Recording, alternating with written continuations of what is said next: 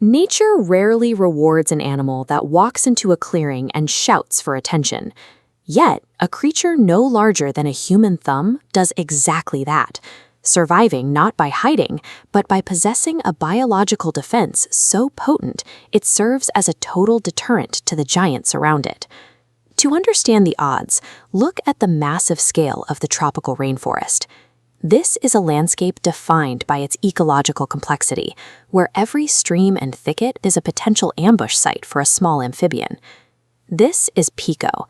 As a poison dart frog, he lacks the traditional physical defenses we associate with jungle survivors.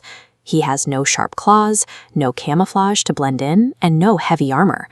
Unlike almost every other prey species in this environment, Pico refuses to hide. He moves confidently into the open, his neon skin creating a sharp, undeniable contrast against the dark forest floor. In an environment where being seen usually leads to being eaten, why does this frog go out of his way to be as visible as possible? This visibility isn't an evolutionary error. It is a highly evolved advertisement, a warning to the entire jungle that this tiny frog is carrying a weapon that makes physical size irrelevant.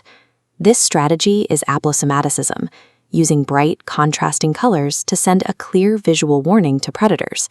Recognizing these patterns is a matter of life and death. The signal is simple.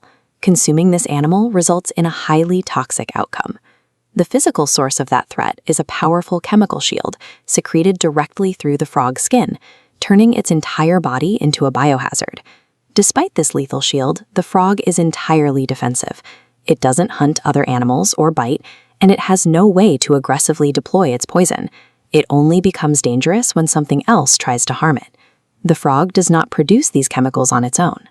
It harvests them from a highly specialized diet found on the forest floor.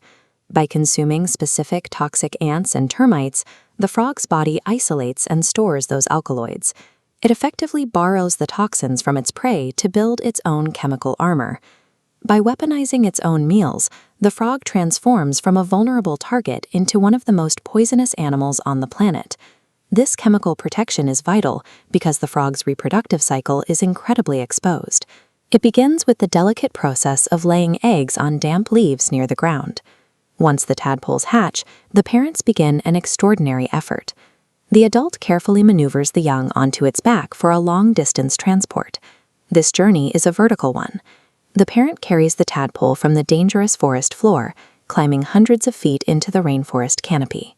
They are looking for microhabitats like this one, small protected pools of water held inside large plants or bromeliads, far away from the predators below. The parents return to these isolated nurseries, providing care and feeding the tadpoles until they are mature enough to navigate the forest on their own.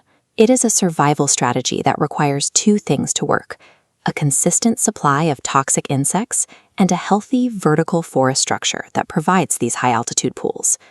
This complex life cycle exists across over 17 different species. As we see here with the green and black striped variety, the diversity of their warning patterns is as vast as the rainforest itself. Perhaps most impressive is that these frogs have evolved specialized cellular channels that keep them completely immune to their own lethal skin secretions. But while they are immune to predators, they are entirely defenseless against the loss of the forest itself. When primary forest is cleared, it eliminates the specific ant colonies the frogs need for toxicity and evaporates the canopy water pools they require for raising their young. The survival of these species is a direct indicator of the health of the wider environment, requiring clean water and an intact forest from the ground to the clouds. Because these frogs depend on such a specific, undisturbed ecosystem, global efforts to stop deforestation directly protect the microhabitats they need to survive.